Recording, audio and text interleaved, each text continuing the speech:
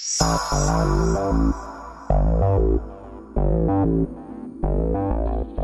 there, I'm Paul Joy.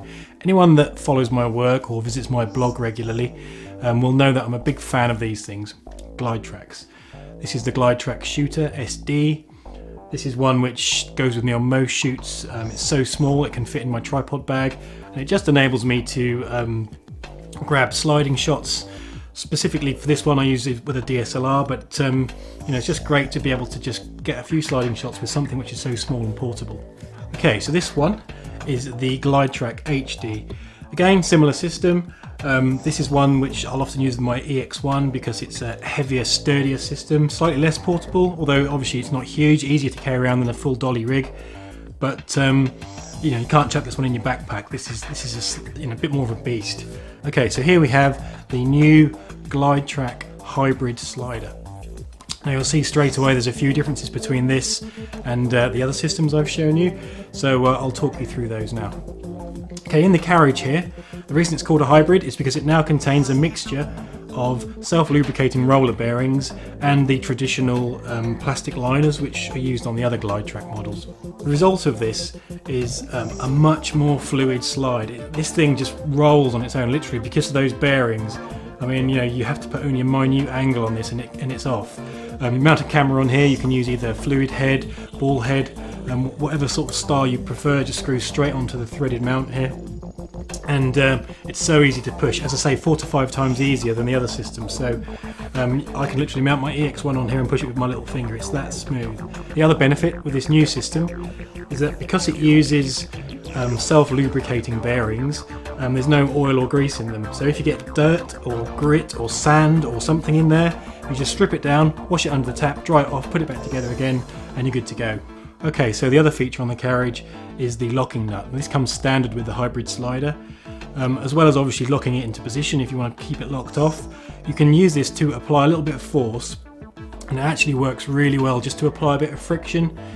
So if you mount your camera, you don't want it just to be kind of rolling off on its own. You want to be able to have a little bit more control. You can actually just tighten it up slightly and it still moves really smoothly.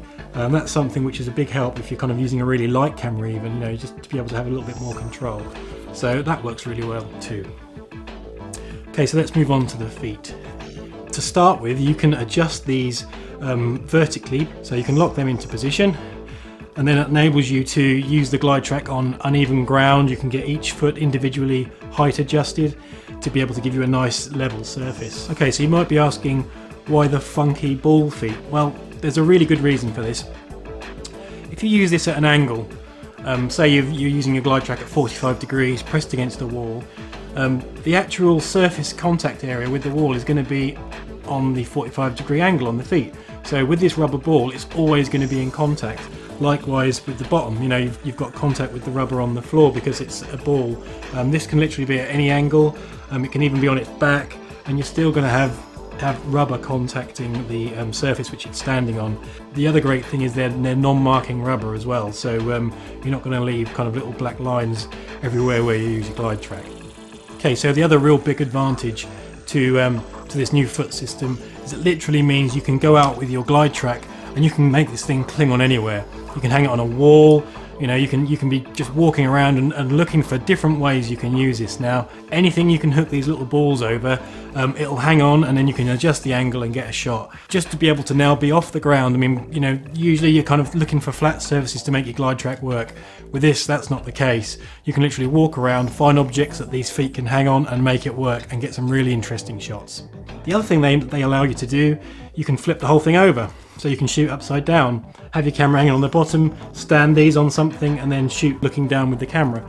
Great, but to be able to do that is a real bonus. And also now we've got a thumb screw which holds the whole foot onto the rail. So if you want to disassemble it at the end of the day, you don't need to have an Allen key, you can just unscrew it with your fingers and pack it away. Okay, so if you're shooting weddings, events, anything where you need to move quickly, this is a really nice feature. So easy to adjust and quick. You're not faffing around with tools, getting this thing level. Real big improvement. So if you've got one of the other Glidetrack systems and you'd really like to have a hybrid, the great news is you can actually buy the hybrid carriage as a retrofittable system. All you need glidetrack.com, and you'll be able to see all the options there. As I say, much improved carriage, nice slick movement now. We've got these new feet, easily adjustable, can use at all different angles.